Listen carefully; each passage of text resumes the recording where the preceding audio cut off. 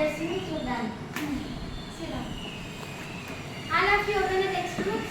Yes, ma'am. Okay. We see so many objects around us.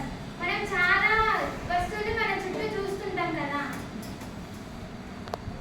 On the way to school, we see things like buses, cars, cycles, trees, animals and sometimes flowers.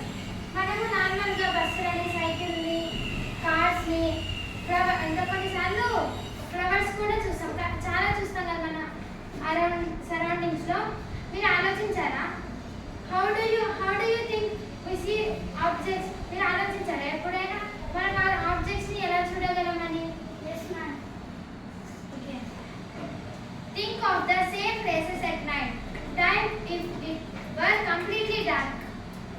అదే ప్లేసెస్కి మన సరౌండింగ్స్లో చూస్తుంటాం కదా, అది morning చూస్తే మనకు క్లారిటీగా కనిపిస్తుంది. అదే సరౌండింగ్స్కి మనం నైట్ పోతే